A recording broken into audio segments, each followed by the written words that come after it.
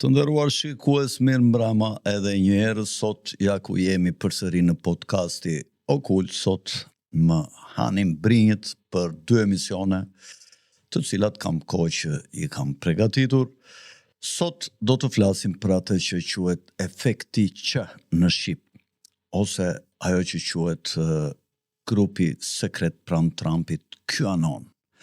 Ju e dini që ka pasur një grup i cili ka pasur shumë ndikim mbi njerëzit e pasuesit e Trumpit, siç do ta tregoj më poshtë. Por para se të filloj temën, dua t'i kujtoj të gjithë atyre që kanë hyrë në kanalin tonë këtu tek podcasti Liris në gjuhën shqip Okult, të bëjnë subscribe, ata që ende kanë haruar të bëjnë një klik atje ku thot subscribe, për të antarësuar dhe për të krijuar mundësi më të mëdha për kontakt me ne dhe për të marrë njoftim sa herë që ne edhim një emision që vibron në frekuencat e tyre.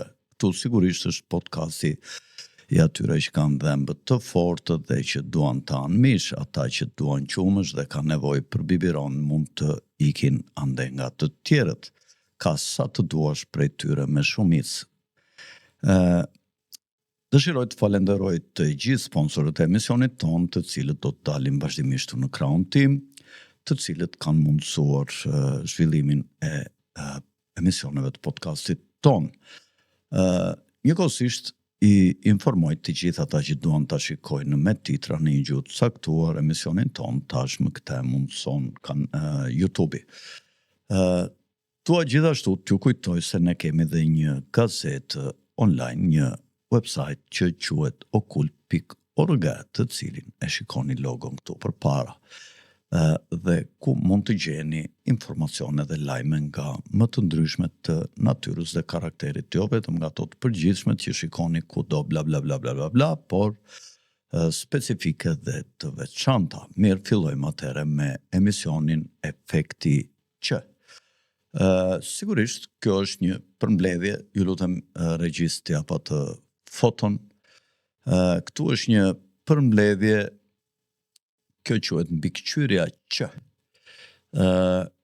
e cila përpiqet me anë të asaj lupës të kapë të gjitha komunikimet telefonike, me email, me SMS, me të gjitha llojet e komunikimeve elektronike, t'i fut në lupën e saj dhe t'i kontrolloj. Pasi më përpara, siç do ta shpjegojmë, ka pasur pamundësi për të mbajtur kontrollin. Do t'i shpjegojmë më vonë, dora dorës është një informacion i detajuar që dhe special që do të vi për ju tani. Shumë njerëz kanë mendimin që Donald Trump ka ardhur rastësisht si president dhe ai nuk ka asnjë lloj komunikimi me elitat botërore, të cilat ai duket sikur i lufton, por në fakt ne gjithmonë duhet të dyshojmë ashtu siç veproj unë. Kështu mendoj që duhet të mendojmë. Efekti që ka patur QAnoni, apo efekti që i thënë shqip mbi popullsinë, ishte pozitiv sepse zgjoi shumë njerëz. Kështu mendojnë shumica e njerëzve që janë pro-trumpist. Njerëzit që thonë këta në fakt ndoshta nuk e kuptojnë mirë historinë e internetit dhe lëvizjen e së vërtetës që kishte filluar të krijohej shumë kohë përpara se sa të krijohej QAnoni. Këto në fakt lëvizje para QAnonit nuk kanë qenë të orientuara politikisht as majtas dhe as djathtas, ashtu siç është në fakt siç e krijoi QAnoni, i cili është një proces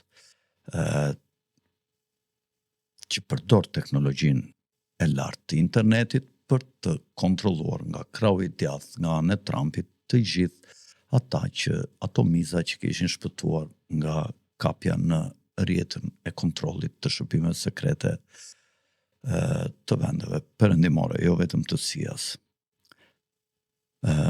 Ky komunikim para se të krijohej QAnoni nëpërmjet disa metodave, marifeteve që do t'i përmendim në fund, midis njerëzve kishte krijuar shqetësim për establishmentin politik dhe ekonomik të botës, ose për atë që quhet ndryshe Komiteti 300 ose 300 Spartanët ose 300 familjet, të cilat përpiqen të kontrollojnë botën.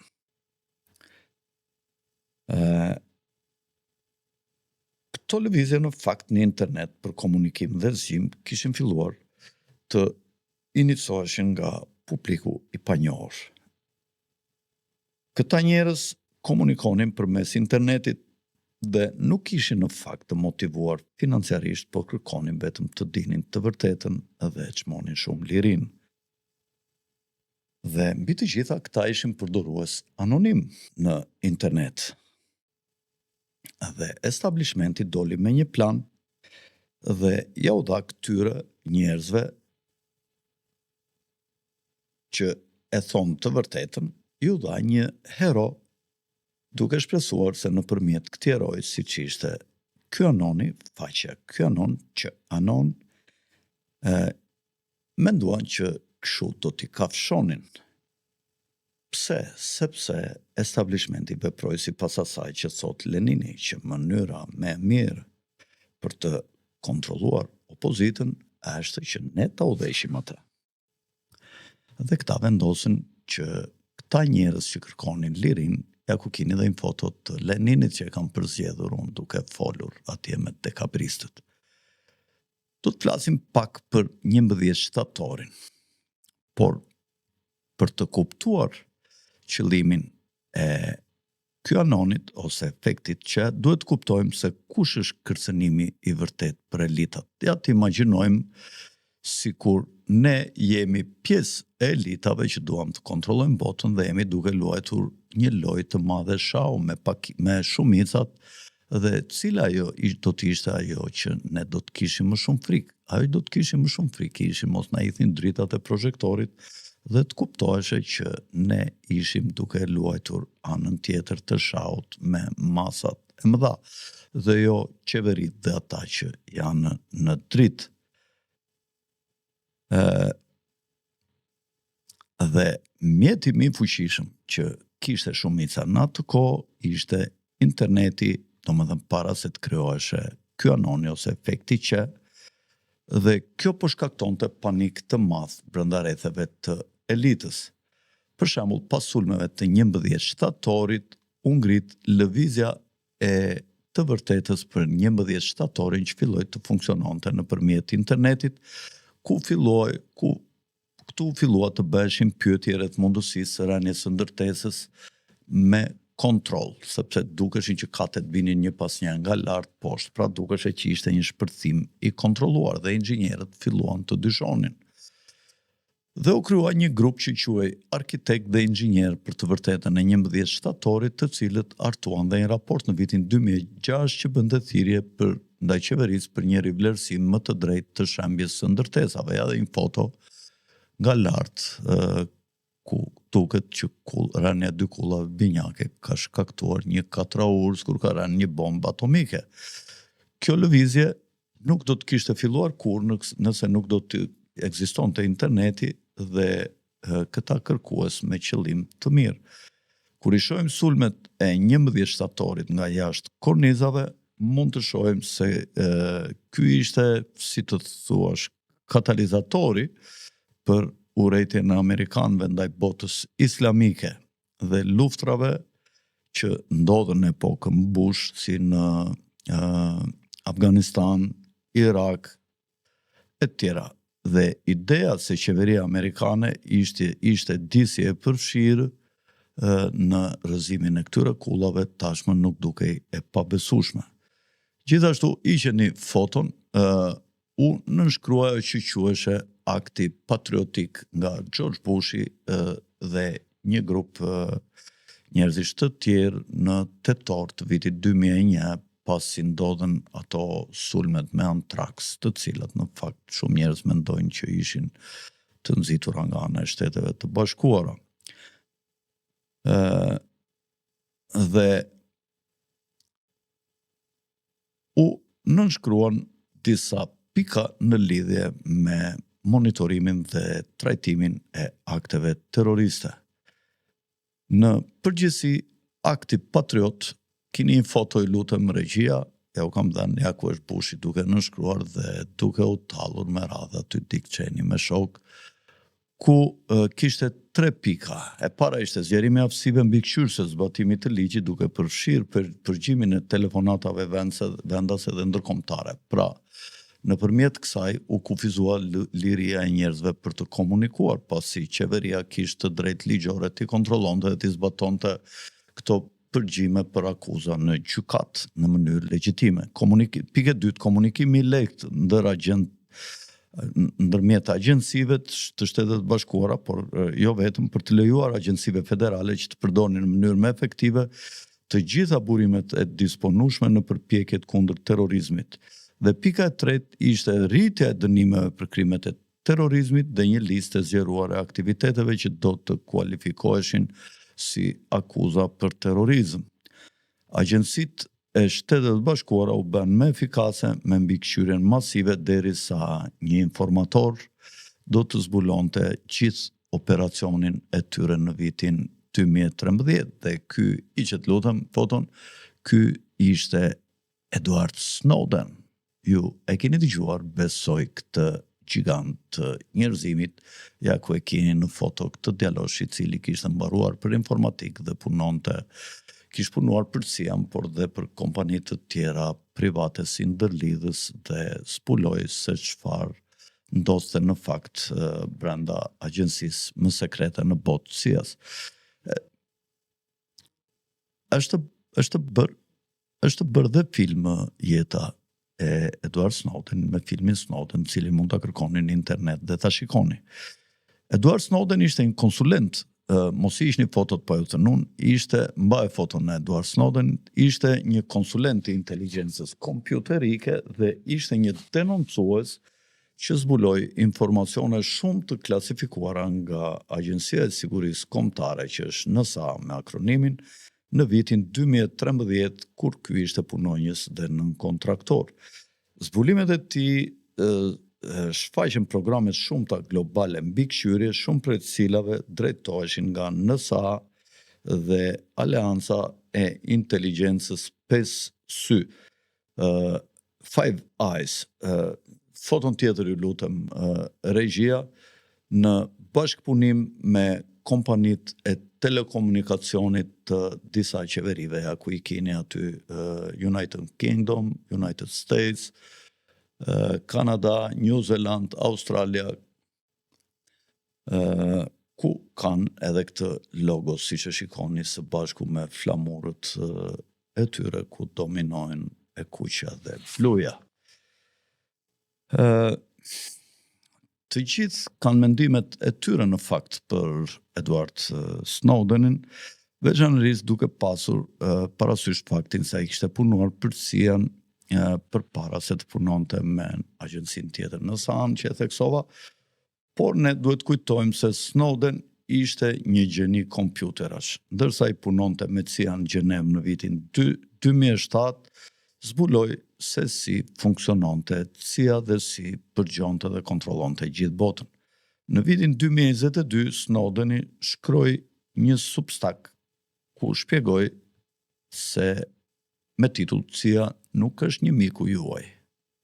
Snowden e përshkroi përvojën e tij me CIA në Gjenev si shumë formulse për veten e tij, pra shumë informuese, dhe deklaroi se CIA qëllimisht një herë kishte dhënë një banker të quajtur Willy Maurer dhe e nxiti ata që të lëvizte me makinë, ndërkohë që i nxorën një polis rrugor dhe e dënuan që ai të mos përdorte më kurrë makinë ose për një periudhë shumë të gjatë, derisa i ndërhyri si ndërmjetës një agent i CIA-s dhe duke i kërkuar që ta rekrutonte, i ofroi mundësinë ose shërbimin për ta çliruar nga detyrimet kundrejt mbajtjes patentës, por Willy Maurer, që ishte presidenti i Konfederatës Zvicerane në vitin 2013, theksoi duke kundërshtuar Snowdenin. Kjo do të thoshte që CIA doli me sukses të korruptonte policinë rrugore dhe gjyqësorin e Gjenevës, i thot, me gjithë respektin që kam për Snowdenin, thot ai, thjesht një gjë të tillë nuk mund ta imagjinoj.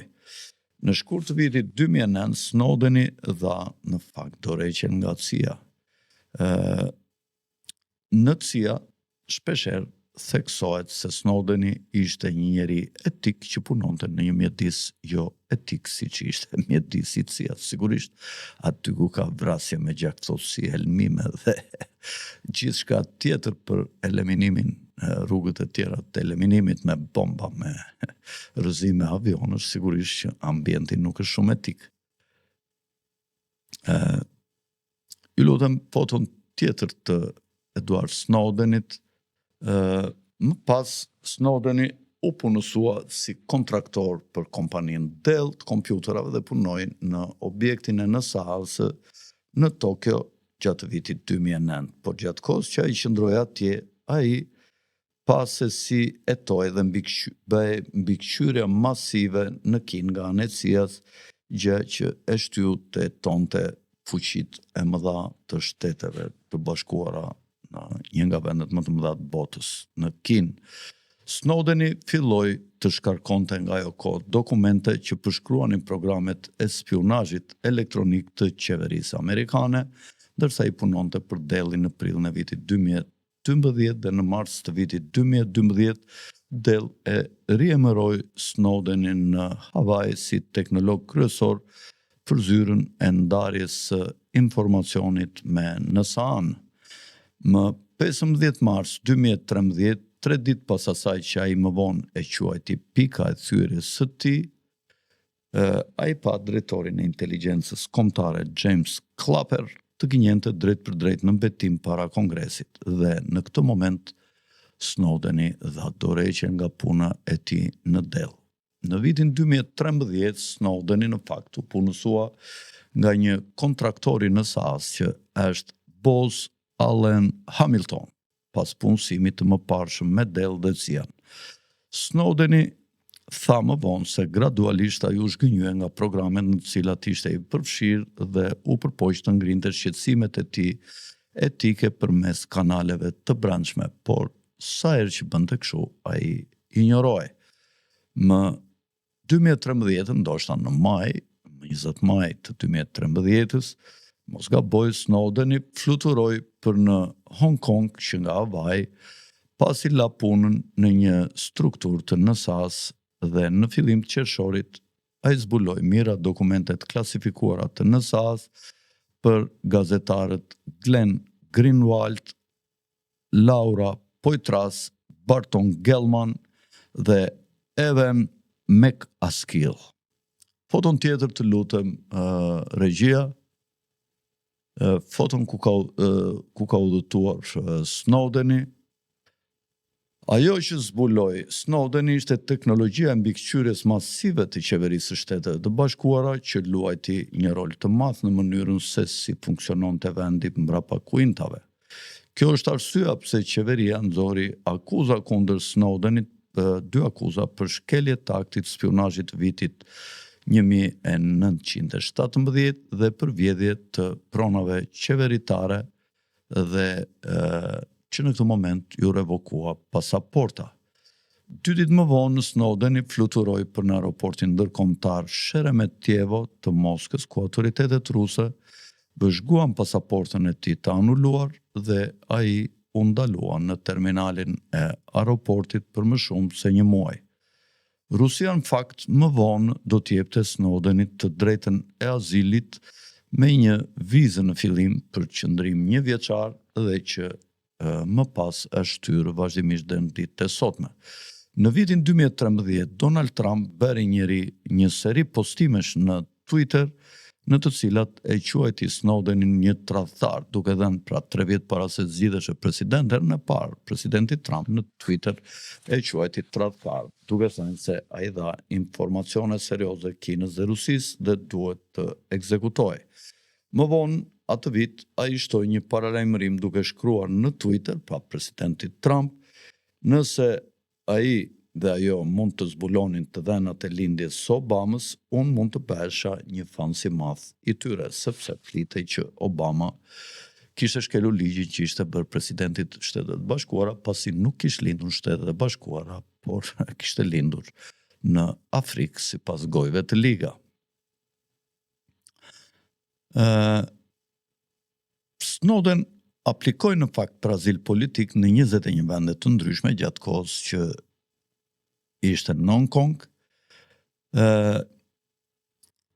Ai ponte se administrata amerikane dhe konkretisht zëvendës presidenti atëhershëm Joe Biden kishin ushtruar presion mbi qeveritë që të refuzonin kërkesat e tij për azil. Biden i kishte telefonuar presidentit Rafael Correa disa ditë para komenteve të Snowdenit, duke i kërkuar udhëheqësit të Ekuadorit që të mos i jepte azil Snowdenit. Ju lutem foton tjetër ku duket Donald Trump që kërkon në postimin e tij në Twitter ku kërkonte dënimin me vdekje të Snowdenit në datën 1/7/2013, edhe me një shënim poshtë në postim. Biden dhe Trump në fakt nuk e pëlqenin asnjëri as tjetri Edward Snowdenin, sepse establishmenti nuk i pëlqen kur natyra e tyre e poshtër ekspozohet. 4 muaj pasi Snowdeni mori në fakt azil në Rusi, Julian Assange, një gjigant tjetër i njerëzimit, komentoi: ndërsa Venezuela dhe Ekuadori mund ta mbrojnë atë në një periudhë afat shkurtër, në një periudhë afat gjatë mund të ketë ndryshime në qeveri. Në Rusi ai është më i sigurt, gëzon respekt të madh dhe kjo nuk ka gjasa që të ndryshoj. Kjo është këshilla ime për Snowdenin, se ai do të jetë fizikisht më i sigurt në Rusi. Zgjedhja në fakt e Rusisë për azil ishte këshill e Julian Assange për Snowdenin, sepse Assange ndodhej në azil në Ekuador në atë kohë. Snowdeni do të ishte në të njëjtën situatë si Assange nëse nuk do ta kishte zbatuar këtë këshill. Në gusht të vitit 2020, Trump ta gjati një konferencë për shtyp se ai do t'i hidhte një sy faljes së Snowdenit, por shtoi se nuk ishte shumë i vetëdijshëm për situatën e tij dhe ai deklaroi: ka shumë njerëz, duhet të jetë një vendim i ndarë që shumë njerëz mendojnë se ai duhet trajtohet ndryshe dhe njerëz tjerë mendojnë se ai bëri gjëra shumë të këqija dhe unë do ta shqyrtoj shumë me kujdes këtë. Trump përfundimisht nuk e fali kur Edward Snowdenin dhe këtë se ka bërë as tash në mandatin e tij të dytë në muajt e parë. Në tetor të vitit 2020, Snowdenit ju dha qëndrimi përhershëm në Rusi. Në shtator 2022, Snowdenit ju dha shtetësia ruse nga presidenti Vladimir Putin dhe më 2 dhjetor 2022, ai bëri betimin e besnikërisë para shtetit rus. Snowdeni mund të jetojë në Rusi falë këshillës së Assange-it për të kërkuar azil në këtë vend. Arsyeja pse Assange i dha këshilla Snowdenit ishte sepse ai ndodhej në azil në kohën kur Snowdeni publikoi dokumentat në vitin 2013. Assange në fakt vetë thotë që bëra një gabim që zgjodha Ekuadorin në vend të Rusisë, sepse në ambasadën e Ekuadorit në Londër ai u dorëzua autoriteteve britanike amerikane në vitin 2019. Le të flasim pak për ishe foton të lutem për Julian Assange dhe WikiLeaksin. Julian Assange është botues dhe aktivist australian që ka themeluar firmën e tij të biznesit të quajtur tashmë të mirë njohur WikiLeaks në vitin 2006. WikiLeaks është një organizatë mediatike që vepron si një organizatë jo fitimprur, OJF, dhe financohet nga donacione dhe partneritete mediatike. Ka publikuar në fakt shumë dokumenta të klasifikuara dhe ja u ka ofruar të dokumente medjave të ndryshme, por dhe nga burime anonime ai ka hedhur vazhdimisht materialet të klasifikuara, pra që nuk lejoheshin të hidheshin për publikun. Julian Assange tërhoqi vëmendje të madhe ndërkombëtare gjatë vitit 2010, kur Wikileaks në fakt publikoi një seri rrjedhjesh të informacioneve nga analistja e inteligjencës ushtrisë amerikane Chelsea Manning, e cila ishte një biseksual në ushtrinë amerikane. Pamje të një sulmi amerikan në Bagdad, regjistra ushtarak amerikan nga luftrat në Afganistan dhe Irak, si dhe kablogramet diplomatike amerikane. E ka dhe një video ku ushtarët amerikanë qellonin njerëz civil mbi Bagdad nëpërmjet helikopterit duke qeshur dhe duke u argëtuar me vdekjet e civilëve, gjë e cila bëri një bujë të madhe dhe detyroi shtetin amerikan të jepte dënime për ushtarakët që kishin kryer atë veprim. Në nëntor të vitit 2010, Suedia lëshoi në bashkëpunim me Shtetet e Bashkuara, sigurisht lëshoi një urdhër arresti evropian për Julian Assange për ta marrë në pyetje në lidhje me një skandal seksual sipas një denoncimi që një femër kishte bërë kundër tij. Pasi humbi në gjykatën e apelit kundër urdhrit, ai shkeli lirimin me kusht dhe u strehua në ambasadën e Ekuadorit në Londër në qershor të vitit 2012. Ati në fakt u dha azil nga Ekuadori në gusht 2012 për shkak të persekutimit politik dhe frikës se mund të ekstradohej në Shtetet e Bashkuara. Një foto të Julian Assange, ju lutem ja ku e keni, ku ka pozuar para stemës ambasadës të Ekuadorit në Mbretërinë e Bashkuar. Wikileaks ishte gjithashtu faqja ku publikuan emailët e Anthony Weiner në vitin 2016 që nxori në pah atë që quhet skandali Pizzagate-it. Faqet e internetit si 4chan dhe 8chan u çmendën duke kërkuar në profilet e Instagramit të njerëzve që përmendeshin në emaile. Në administratën Obama, Departamenti i Drejtësisë nuk e paditi në fakt Assange, sepse nuk mundi të gjente prova që veprimet e tij ndryshonin nga ato të një gazetari. Gjatë administratës Trump, drejtori i CIA-s Mike Pompeo dhe prokurori i përgjithshëm Jeff Sessions e shtuan ndjekjen e Assange, ndjekjen institucionale. Në mars të vitit 2017, pra Trumpi me Mike Pompeo kanë rritur shkallën e persekucionit kundër Assange. Në mars të vitit 2017, Wikileaks filloi të publikonte rrjedhjen më të madhe të dokumentave të CIA-s në histori me emrin e koduar, ju e dini tashmë, Vault 7 ose 7 qemerët.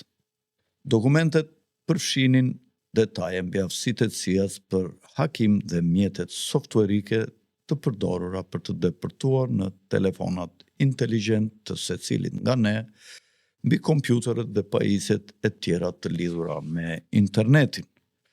Drejtori i CIA-s e quajti në atë kohë Wikileaksin Mike Pompeo, një shërbim inteligjence armiqësor jo shtetëror i mbështetur nga aktor shtetëror si Rusia, të cilit Assange u përgjigj. Të lutem isheni foton e parë të Assange, ju kam dhe një foto tjetër ku është Mike Pompeo, ku është Mike Pompeo dhe Julian Assange dhe në mes është stema e CIA-s.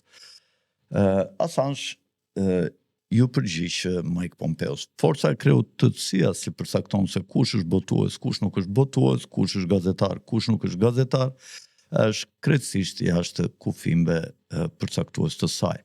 Sipas ish zyrtarëve të inteligjencës dhe pas rrjedhjeve të informacionit të Vault 7, CIA foli për rrëmbimin e Assange nga ambasada e Ekuadorit në Londër dhe disa zyrtarë të lartë diskutuan dhe për një mundësi për eliminimin e tij fizik për vrasjen e tij. Më 11 prill 2019, azili Assange u tërhoq pas një serë mosmarrëveshjesh me autoritetet ekuadoriane. Policia oftuan në këtë moment në ambasadë policia britanike dhe civil amerikan dhe ai u arrestua duke u shpallur fajtor për shkelje të asaj që quhej akti i lirimit me kusht dhe ai u dënua me gati 5 5 vjet burg ose 50 javë në mos gaboj burg, qeveria amerikane publikoi dhe një akt akuzë ku e akuzonte Assange-in për komplot për të kryer ndërhyrje në kompjuter në lidhje me rrjedhje të informacionit të ofruara nga Manning. Në maj 2019 dhe në qershor të vitit 2020, qeveria amerikane lëshoi akt akuza të reja kundër Assange, duke akuzuar atë për shkelje të aktit të spionazhit të vitit 1917. Ne i kemi ndjekur këto deklarata në për agjensi të ndryshme të lajmeve dhe pretendoi se ai kishte komplotuar me hakerat kundër Shteteve të Bashkuara. Ju lutem, fotot e tjera me radhë, regjia, është një foto ku është momenti i zgjedhjes me forcë nga ambasada e Ekuadorit të civilëve britanik dhe amerikan dhe policisë britanike që i shoqëron agentët e shërbimit sekret që janë duke e rrëmbyer me dhunë Julian Assange. Në fakt, Edward Snowden dhe Julian Assange njihen si heronj për shumë lëvizje që e shikojnë në botën me lëvizje të nëndeshme dhe jo nga këta delet që shikojnë vetëm atë që shohim përballë dhe nuk kuptojnë se ç'ka mbrapa perdes. Këta patën një guxim të madh kundër elitës dhe establishmentit dhe në faqet e internetit me pak ose as pak moderim të tilla si 4chan, 8chan e tjera. Frika nga kanalet. Nga viti 2004, le të flasim pak për këtë. Nga viti 2004 dhe në vitin 2016, 4chan ishte faqja më e madhe e mediave sociale që nuk merrte të ardhura nga reklamat dhe i mbante në fakt përdoruesit e saj anonim. Kjo i lejonte faqes të bëjë teatri qendror për kulturën e internetit gjatë gjithë kësaj periudhe kohore. Për shkak të mungesës së censurës, ajo përfshinte edhe tema të shturura në fakt që jehonin në të gjithë faqen, po të hapnin në atë kohë. 4chan kishe shumë regjistrime pornografie dhe shumë njerëz përpiqeshin të fusnin pornokulturën nëpërmjet këtij kanali, por në fakt shumë njerëz e shfrytëzonin për të shprehur idetë e tyre të lira në mënyrë anonime dhe 4chan nuk jepte shpjegime se kush ishin këta persona, pra ruante një anonimitet të plotë. Pra ka qenë një platformë e lirisë së fjalës dhe i vlerësonte njerëzit në radhë të parë dhe elitën nuk e llogariste fare dhe asaj nuk i afroi asnjë informacion. Origjina e memes e Pepe the Frog ose Pepe Bretkosa, recrawling dhe krijimi i grupit të hakerave Anonymous, ju e dini dhe atë logon që kanë ata Anonymous, mund të gjurmoheshin në 4chan. Mund të argumentohet se 4chan përfaqësonte batalionin e fundit të lirisë së fjalës në internet. Me faqet e tjera të mediave sociale që mbledhin informacione personale dhe ndalojnë përdoruesit, kanalet i mbajnë të gjithë anonim, gjë që ka qenë një problem i madh për elitën. Dhe këta kërkonin vazhdimisht të zbulonin se kush ishin këta njerëz përpara se kjo lëvizja të bëhej shumë e madhe.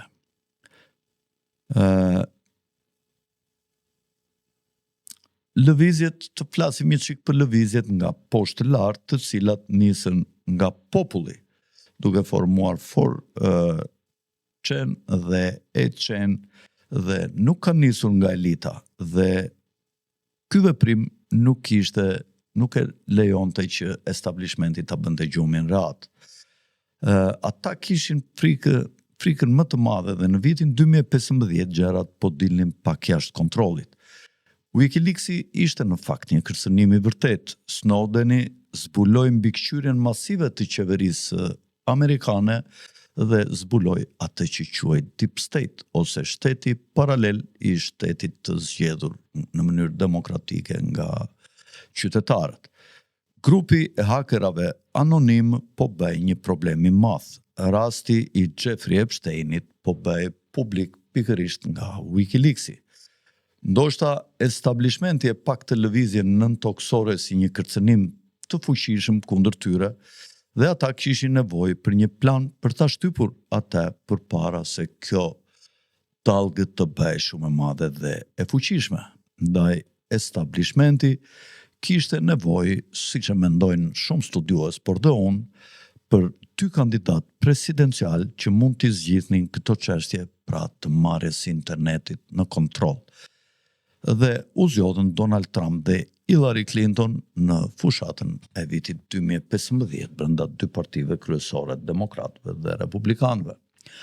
Të 2 kandidatët ishin në fakt shumë afër Jeffrey Epsteinit dhe kjo do të siguronte një kontroll të besueshëm dhe të përsosur. Ju lutem një foto tjetër, regjia, ku unë u kam përzgjedhur Donald Trumpin dhe fotoja ku 2 kandidatët u zgjodhën në vitin 2016 dhe besoj se të gjithë e mbani mend atë periudhë.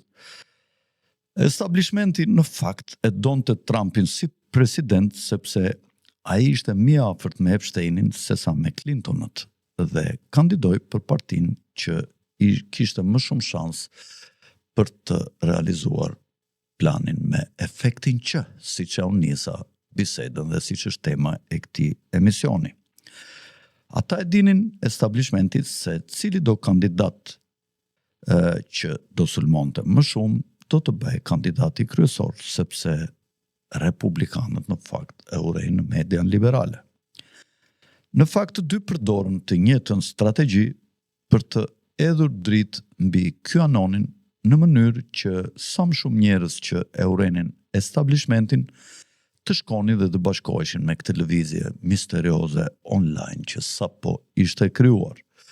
Pasi Donald Trump fitoi presidencën e SBA-s më 2016, një nga qëllimet e tij kryesore ishte me shumë gjasa që të kontrollonte aktivitetin e nën tokës të internetit që ishte në atë kohë dhe për cilat unë fola 4chan dhe 8chan. Ata e dinin se këto 2 kanale ishin vendi kryesor për të filluar një lëvizje nën toksore të internetit dhe që i synonte individët që po krijonin një trazir të madhe brenda establishmentit me këtë aktivitet. Kështu që ata duhet të krijonin diçka. Dhe ata krijuan QAnonin ose efektin që në shqip. Qëllimet e QAnonit ishin: distanconi Trumpin nga Epsteini, krijoni një lëvizje të adhurimit të heroit Trump. Detyrojeni anonimët nga kanalet të regjistrohen në Twitter dhe të përdorin hashtagun që. Detyroni anonimët të përfshihen politikisht. Detyroni anonimët të mbushen me urrejtje dhe të bëhen ekstremistë të një krahu politik. Lëshojeni pasaj në fund të ata mbi ndërtesën e Kapitolit më 6 janar, duke i arrestuar sa më shumë që të ishte e mundur, ashtu siç në fakt ndodhi. Kjo teori bazohet në faktin se QAnon ose efekti që tha se Trump planifikoi një Operation Sting që do të kishte sukses për shkak të hetimit të Duramit. Megjithatë, kjo përfundoi pa arrestime në maj të vitit 2023. QAnon tha gjithashtu se këta aktorë të shtetit të thellë do të etiketoheshin si tradhtar dhe do të akuzoheshin për spionazh, kur në fakt i vetmi personi akuzuar për spionazh në administratën Trump ishte, pritse harova emrin, si quhej ai, më kujtua, Julian Assange, në vitin 2019. Një nga sloganet e QAnonit ishte qetësia para stuis, ju e mbani mend të gjithë. Dhe shumë anonim menduan se QAnoni po fliste për momentin kur ushtria do të merrte kontrollin dhe do të arrestonte individët që janë pjesë e këtij kultit të elitës së zezë të Washingtonit. Por pas dështimit të hetimit që quhej hetimit Durham dhe ngjarjeve që e dini se ç'janë dhe ngjarjeve që ndodhen më 6 janar të vitit 2021, ju i keni parë këto ngjarje në drejt Kongresit Amerikan, duket sikur qetësia parastuis I referohej sulmit të ndërtesës së Kongresit Kapitolit në Shtetet e Bashkuara. Një foto tjetër ju lutem ju kam dhënë që gjatë kohës që ata që besonin tek QAnoni sulmuan Kapitolin ose Kongresin Amerikan ditën që presidenti Biden po bënte betimin. Në fakt, këtu u dënuan, u kapën dhe u dënuan vetëm ata që besuan ke QAnon dhe u regjistruan atje me kartat e tyre të identitetit. Në 6 janar të vitit 2021, ju e dini që më shumë se 1200 persona janë akuzuar për krime federale që kishin lidhje me këtë sulm nga ana administratës Biden, që nga dhjetori 2023, në fakt, rreth 730 veta kishin pranuar fajësinë dhe një pjesë gjysma e tyre, më pak se gjysma, ndoshta 180 veta, që kanë qenë të pandehur, të tjerë ishin dënuar në gjyq dhe 745 të pandehur janë dënuar gjithsej. Mendoni këto numra që ju thash, krahasojeni ato me numrat e zyrtarëve qeveritar të arrestuar për shkak se janë pjesë e kënetës gjatë kohës parë të presidentit Trump. Në fakt, a e thau Trumpi kënetën apo e mashtroi publikun për të përmirësuar imazhin e tij dhe për të zbuluar se kush ishin konspiratorët kundër elitës botërore. Për të përgjigjur kësaj, duhet të imagjinojmë në fakt disa skenar që unë kam zgjedhur. Si do të dukej presidenca e parë e Trumpit pa QAnonin, pra pa efektin që? Si do të ishte imazhi Trump nëse ai nuk do të kandidote për president të SBA-s? Le të mendojmë se çfarë imazhi do të kishte Trump pa QAnonin, pa efektin që. Shanset do të ishin kudo rreth lidhjes së Trump me Epsteinin, nëse nuk do të kishte mbrojtur figurën e tij QAnoni. Pra, nuk është e pabesueshme të mendosh se që po dëmtonte imazhin e Trump, ndërsa në të njëjtën kohë mashtronte anonimët që të luftonin në faqet e mediave sociale për të ndaluar dhe të censuruar. Mendoni se çfarë imazhi do të kishte për shembull Trump nëse nuk do të kandidonte për president të SBA-s. Ai do të njihej si njeriu që ishte shumë I afërt me Jeffrey Epsteinin. Ju lutem regjis, keni një foto tjetër ku është Trumpi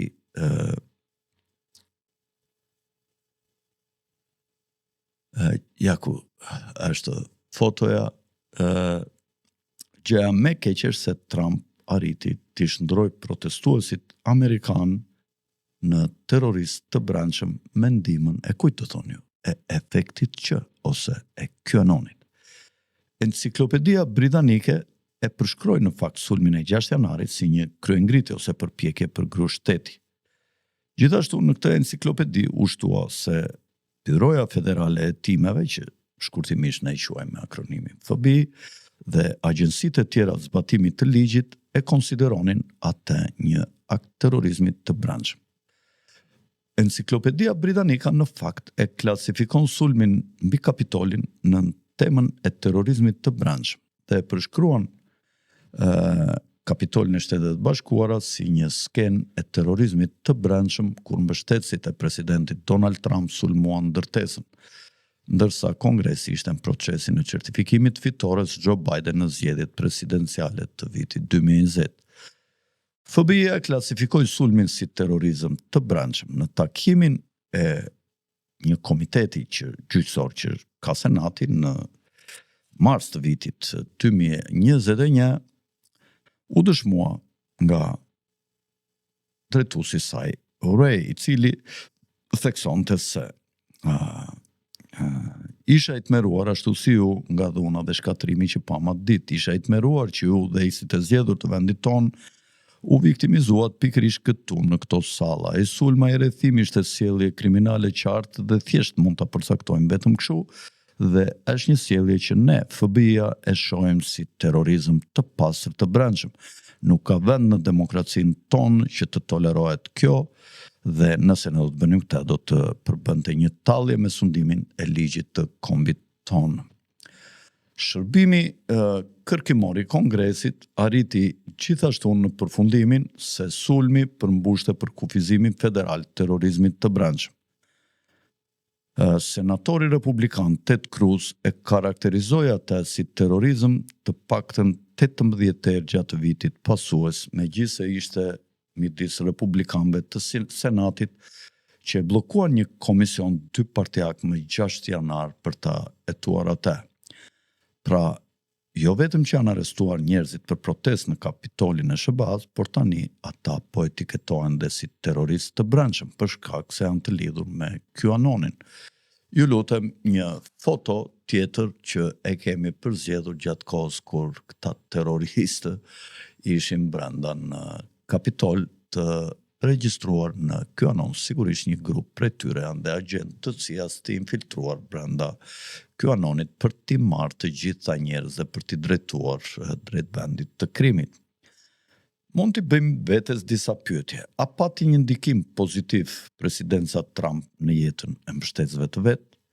A ishte QAnoni një institucion pozitiv apo negativ? A e thau një institucion elektronik? A e thau Trump në fakt kënetën? Pas sulmeve të 6 janarit në Kapitol, të gjithë ata që lidheshin me QAnonin thanë se zgjedhjet ishin të vjedhura. Ranë dakord me gjithçka që Trump nga ne vetë theksoi, dhe faqet online ishin të ndaluara nga Twitter, Facebook, YouTube, Instagram dhe nga të gjitha kompanitë e mëdha të teknologjisë. 3 vjet më vonë, 95% e këtyre llogarive janë ende të ndaluara për këta persona. A ishte kjo arsyeja pse Trump takoi vazhdimisht me kompanitë e mëdha të teknologjisë gjatë vitit 2017 deri në krijimin e efektit që në nëntor të vitit 2017? Ndoshta. Por cili ka qenë efekti përgjithshëm i QES ose i QAnonit? Aja doli mban të etiketonte protestuesit patriot si terrorist të brendshëm dhe më pas t'i detyronte faqet e medjave sociale t'i ndalonin këta njerëz? Është e vështirë t'i ignorohet kjo pyetje dhe që përgjigja mund të ishte po. Regjia ishte një foton. Mendoj që kemi ezauruar një grup idesh dhe pyetjesh të cilat ne i zhvilluam nga ana jonë gjatë përgatitjes së materialit që gjithmonë e ka menduar gjatë kohës së presidencës së parë të Trumpit, sidomos gjatë 2 vjetëve të fundit të mandatit të tij, se çfarë çudie mund të fshihej mbrapa efektit që ose mbrapa QAnonit. Duke mbyllur këtu bisedën, ju kujtoj dhe njerë të nderuar shikues të kanalit ton, nga do që keni hyrë në për linqet e kanalit ton, nga rrjetet sociale të ndryshme apo nga ndonjë share që i bëjnë miqtë tanë këtij kanali, ju kujtoj dhe ju sugjeroj që t'i bëni një klik atje ku thot subscribe, që të antarësoni dhe të bëheni miq të emisionit ton. Duhet t'i vëmë pikësynimin vetes, siç ja kam vënë unë. Jemi 9.200 veta, nuk kemi shkuar akoma, 9.200 abonent, dhe shpresoj që t'i bëjmë një sfidë, t'ju bëj një sfidë juve dhe vetes time që deri në fund të muajit të bëhemi 10.000 subscribera dhe më shumë, dhe ta tejkalojmë këtë parashikim. Nga unë, Alfred Sako, natën e mirë dhe miru pafshim në bisedat të tjera të këtij lloji informuese të cilat ju mund t'i keni dëgjuar, por ne thjesht i përmbledhim dhe i organizojmë në një mënyrë që juve t'ju kujtojnë ngjarjet e asaj kohe sa më mirë dhe sa më shpejt. Natën e mirë, tung tung.